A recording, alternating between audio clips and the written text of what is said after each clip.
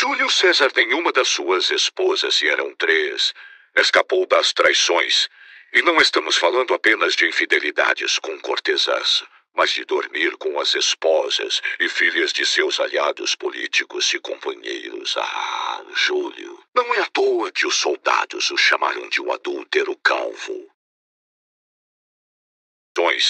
E não estamos falando apenas de infidelidades com cortesãs, mas de dormir com as esposas e filhas de seus aliados políticos e companheiros. Ah, Júlio, não é à toa que os soldados o chamaram de um adúltero calvo. Fernando II de Aragão, pois é, Fernando também deixou a Isabel de cabeça para baixo, desde 1460.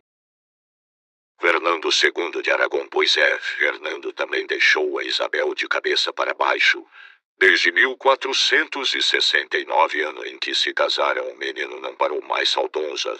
E Joana Pereira Beatriz de Bobadilla. Veja a que ponto Isabel teve que chegar para tentar controlar o marido. Ordenou a expulsão de qualquer senhora que olhasse provocativamente para ele.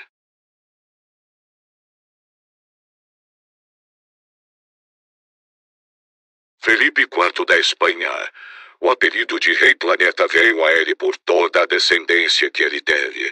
Com suas amantes, teve 11 filhos do seu primeiro casamento, 8 filhos, e do seu segundo casamento, 5 filhos.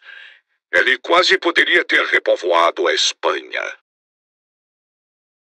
Rei Henrique VIII Inglaterra, além de suas 6 esposas, gerando um total de 11 filhos. Henrique teve vários casos amorosos, Bessie Blount, Mary Boleyn, e a lista continua. E continua. Maddie Shelton, Anne Bassett, Elizabeth Carrel. E a lista continua e continua. Rei Luís XIV, França, é claro. Henrique só poderia ser superado por Luís. Teve 18 filhos legítimos. É difícil de estimar, mas também teve 16 filhos bastardos e reconheceu 8. Registramos mais de 14 amantes. E cuidado, estas são apenas as oficiais. Os encontros de uma noite são separados e ultrapassam uma centena. E as rainhas infiéis? Sim, é claro que temos evidências de rainhas que tiveram casos extraconjugais, mas era incomum. Considere que a educação feminina antes do século XX baseava-se em manter as virtudes cardeais e dar filhos legítimos a um casamento que eles nem mesmo haviam escolhido. Não foi o mais comum, mas também houve rainhas que tiveram amantes reconhecidos e relevantes para a história de seu reinado, em contraste com um marido cujas indiscrições eram socialmente desculpadas como atos de frenesi viril. A esposa infiel era repudiada, punida publicamente, decapitadas e submetida ao ridículo constante. Portanto, temos muitos e mais variados exemplos entre eles do que entre elas. Rainha Maria Teresa da Áustria, esposa de Luís XIV, pouco depois da morte da rainha, os cortesãos diziam que a rainha deu a grave luz a uma filha negra bastarda. Foi chamada de Louise Marie Therese e se tornou freira. Ao nascer foi enviada para um convento. Segundo algumas versões, ela era na verdade filha da rainha Maria Teresa com Nabo, seu pajem de origem africana. Outra versão era que ela não era uma filha secreta da rainha, mas uma filha órfã de um casal, um cocheiro mouro do rei que tinha uma filha. Nenhuma das duas versões chegou a ser confirmada. Rainha Catarina II da Rússia. Durante o seu reinado, Catarina teve vários amantes que colocava frequentemente em altas posições do governo. Após o caso amoroso com o seu amante e conselheiro Gregório Alexandrovich Potenki ter acabado em 1776, este passou a escolher candidatos para amantes da imperatriz que tivessem tanto beleza física como inteligência para satisfazer a rainha. Alguns amantes selecionados foram Piotr Zavadovsky, Príncipe Zubov, Sergei Saltykov e Gregório Orlov Poniatowski.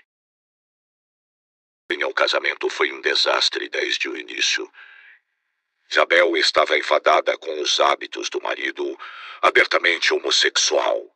Apesar do casamento infeliz, o casal teve 12 filhos. Todavia, a paternidade dos filhos de Isabel, ou boa parte deles, não é atribuída ao marido, mas a muitos dos amantes da rainha. Seu primeiro amante oficial foi o general Francisco Serrano, quem Isabel apelidou como Bonito General, e escandalizou a corte o fato de Isabel o seguir através dos subúrbios de Madrid. Algum tempo depois, o militar aderiu à grave revolução contra o monarca, de quem, ironicamente, fora amante. Outros amantes conhecidos eram o cantor José Miral, o compositor Emiliano Arrieta, o coronel Ganara, o marquês Manuel Lorenzo de Acunha, o capitão José Maria Arana e Marfori.